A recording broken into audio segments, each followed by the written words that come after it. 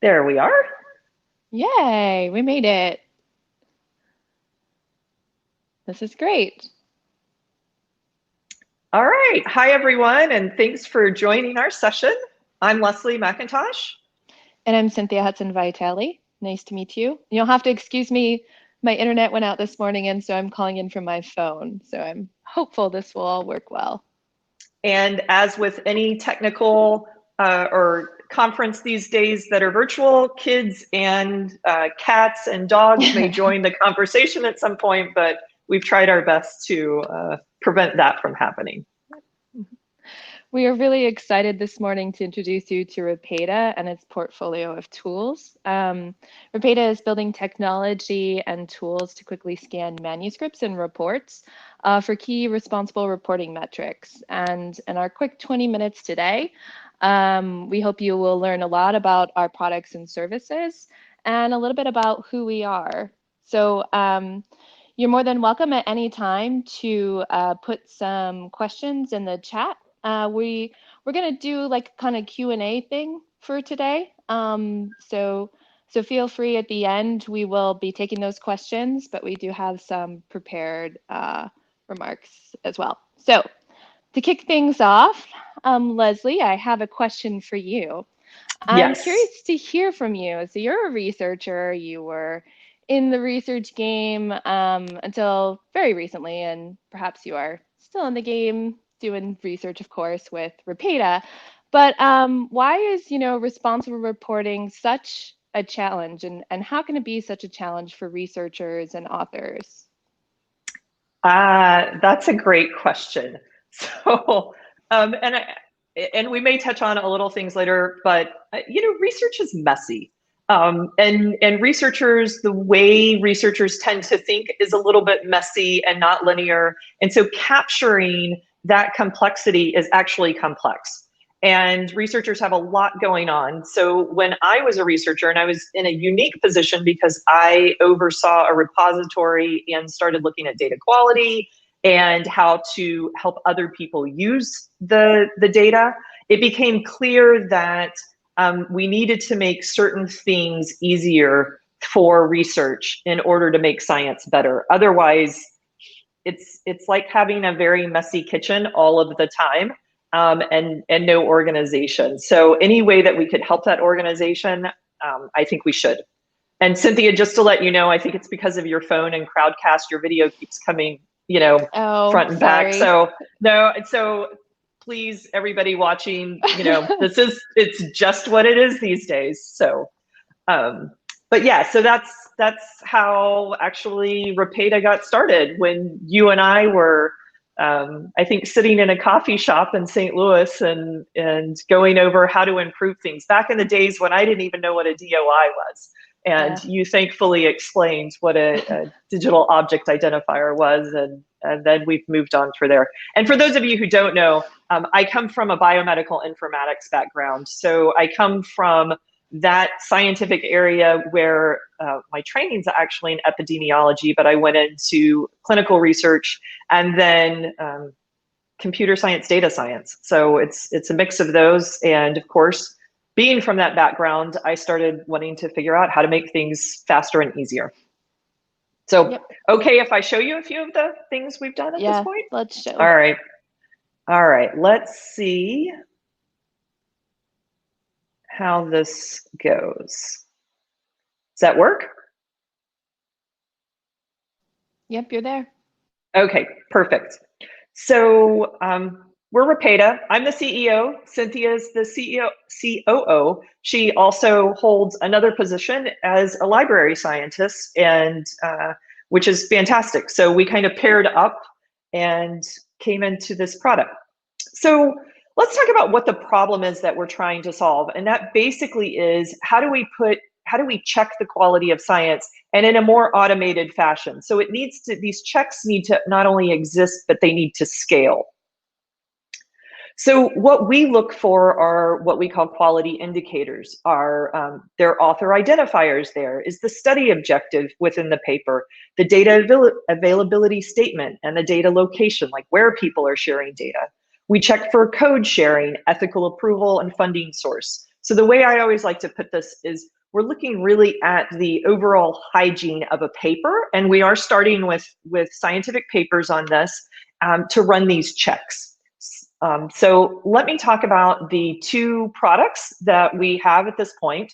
So looking at a single manuscript, and we can review those and put one paper in, and you come out with a review of that paper and understand what parts are in and what parts are not in. And not only do we say that, but we also give people the text to go with it. So if we find a study objective from a machine algorithm, that's great, but is it the one that you want? Should you have had a hypothesis instead of the objective? But that's for the author to decide. The next thing that we have is a report, and that's really solving the problem of how do people who implement policies look back at how they're doing. So this has really spoken to funders wanting to look at kind of how has their policy gone into place. So we aggregate up the information on, for instance, how many of their publications are open access, how many have data availability statements, and where are people putting their data. So it's a much higher level, but it gives institutions a way to look at a portfolio, funders a way, and journals and publishers. Whereas the first view is really looking at more of the individual papers. So we really have two ways to look at that. And I just wanted to walk through a few examples, and this came from a talk I gave on, they blinded me with science, and just look at a tale of the COVID-19 articles. Because what we did was we took a lot that were in preprint, over 500 articles in preprint, and we ran them through our algorithms, and we wanted to see how many of those papers were sharing data and where they were sharing. So out of those that were sharing data, we could then easily look at, what's the trend in this paper corpus, and how that could we improve it? Because one of the ways that we're improving it is now working with a preprint service to send these reports to authors with information on how to move from saying something like my data is available upon request to why don't you find a repository to put your data, you might get more citations, it would be better, those are the things. The other things that we're able to do with this data, just to give you an example, is aggregate a score, the Ripeta score, and then we could see, in this example, we were looking at how many of these preprints actually went to publication. And the higher the score, the more robust they are, the more of the quality checks that that we found. If you'll notice, and it's a little bit down behind, and it kind of looks like the little prints with the under the hat, but there are a few papers over here that never went to publication that actually scored very well. So those are the things that we want to find and see if we can't move that through this scientific ecosystem. To get more granular on this, we looked at, if I can give you an example of 4 papers, we looked at study purpose, authorship. So are they with an institution? Do they have an ORCID? Funding statements, data locations, data availability statements, which is DAS and code availability. And what this is ordered is in the lowest score to the highest score. And interestingly enough, what happened is in this one, it did not do well. It was withdrawn. So a lot of people in science already know some of this. Did not score well, and it was withdrawn. This one scored pretty low, and it's under review. It was under review at the time for some scientific issues, shall we say. This one was interesting because it actually scored okay. They didn't share their code. The data location said all the data's in the paper, but it got a lot of attention. So maybe there was an overstated impact. And then this last one actually scored really well, and it has done very well, and it was published. So that just gives you an idea of what we have and what we're doing. I'm going to stop sharing and back to you. Cool. Thank you very much. This was really, really helpful to give an overview of the reports and the reviews and some of the research we've done, especially with that have shown the extent of the scoring. I'm curious to like talk a little bit more about Ripeta. What kind of hurdles did you face or challenges sort of getting started in this ecosystem and Yeah. with reproducibility? Yeah, first of all, we started with a focus, this was formed 4 years ago, and we really started with a focus on reproducibility. And it's definitely evolved to understand looking for transparency of research and the transparency of reporting practices. The other thing was, interestingly enough, 4 years ago, it was because the scientific ecosystem is a little only loosely it is connected, but between funders and journals and researchers and institutions over who's responsible for what, 4 years ago, it wasn't clear. And that really has moved forward. And I've been excited with the reception that we've been receiving with Ripeta, as each one of those players those stakeholders are getting more involved in making science better. Thank you. So I appreciate the background about Ripeta as well. I'm curious to know a little bit more about the team with Ripeta, or for you to share a little bit more about the team with Ripeta, Ripeta's team. So I have just a number of quick questions that I was hoping we could kind of go through, and you can answer them really fast. And they're a little bit quirky, I'll warn you. So first off, on a scale of 1 to 10, how geeky are you and your team, and why? With like number 1 being utterly boring and number 10 being like each member of their team has their favorite number. Where does Ripeta fall? Okay, that's kind of a biased question, don't you think? Because Yeah, not only do we have our favorite numbers, we have our least favorite numbers as well. So, which came up in conversation, which I didn't even know that was possible, but yes. So I think we're 11.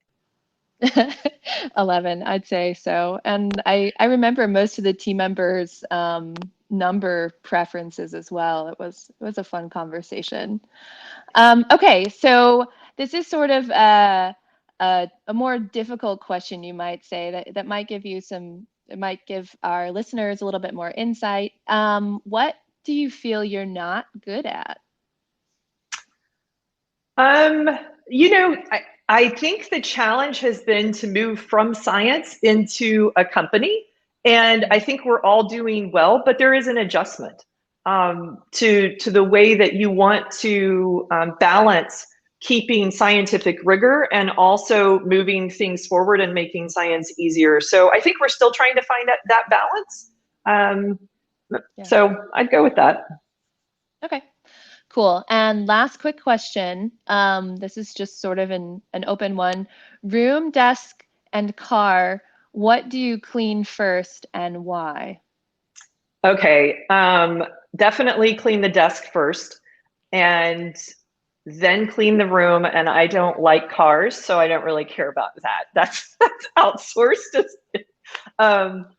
Because to have a little bit of, to clean your mind, cleaning the desk helps that. So that's why on that one. I do not know about the rest of the team though. So what about you? That's interesting. It's definitely desk. No, my desk is pretty messy. It's definitely room, mostly because there's small children, so that has to be taken care of pretty regularly. And then it's desk, and then it's car, maybe. I don't know. But yeah, this should be like a question within our team meetings. This is the next one. We've done favorite and least favorite number. We'll go on to cleaning preferences. So Cynthia, hang on just a second. I'm not sure you can see it. Oh, Katie agrees, clean the desk first. There are some questions down here, and maybe I should take them since I know, since I know you're on your phone. So let me just read out the first one is, where does the metadata come from? Is someone entering this metadata manually? Are you indexing or scanning publications? And that's a great question. So we have automated the process of harvesting the papers if they're in PDF form. Then we extract them. We actually have a paper coming out because in doing that, we had to figure out what are the headings of papers, and that's been, it's a very detailed article, shall we say, but it was really important to make sure that those definitions were there before we could parse the papers correctly to make sure that certain things are coming from certain sections. So for instance, if we're looking for something like a study objective or a hypothesis, that should be in the background rather than the methods, results, or discussion, although we find them in different places. To train any algorithm, we definitely do, we do it manually, but we actually use a tool. And so we leverage machine learning to be able to quickly iterate through papers, and our annotators can get through, like, I think it's 80 to 100 papers an hour to do that. So that's a really great question, but we definitely do that and do some quality checks. And then are we indexing or scanning the publications? So Cynthia, I think it's a question as to whether or not we might need some more clarification. I think there's a question, is that asking whether or not we're storing them locally or if we're just getting the snippets from the full text? So we only use open access CC BY papers. So we do store those, but then we store the sections and we do index those within our own database. So, and then we have another question. I am curious who you would consider to have best practice processes in the industry today.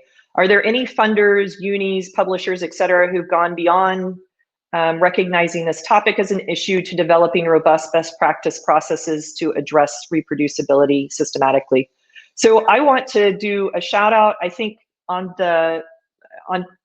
two companies, or two, one's a funder, which is the Wellcome Trust, who we have had the pleasure of working with, because they're not only looking at their policy now, they're looking at how it is going into practice. So I think that's taking a leading perspective. The other one is the organization that developed the ARRIVE guidelines, the NC3R, because what they have done is not only they developed the guidelines and they started monitoring it, and now they're looking at ways to improve the publications that would need the ARRIVE guidelines, which is their mission is to help reduce animal use in research, and so they promote reproducibility. So I think those are the two that are definitely leading it on those sides. Universities, honestly, I'm not sure right now. So, but we're actually going to do an analysis on that pretty soon. We've just looked at different journals, and that snapshot report about journals will come out in December, which will be here before we know it. So I think there's only, let's see, 2 minutes left for questions. I don't know, let me see if there's any. What proportion of papers have made their data available in some form based on your work so far? That really depends on where it's published, who has funded it, and let's see, where it's published and what domain it's in. I will say though, we have not seen a huge increase in sharing of data. We have seen a very large increase of data availability statements, but that does not translate to data being available. And I just tweeted about this on Ripeta 1 a couple of days ago, but I think we could refresh that and you can see the data on that. So that's where things like this, hopefully where we automate the checks and we can give feedback to people on how to make that easier, will improve that as well. But unfortunately, we haven't seen a large increase in that.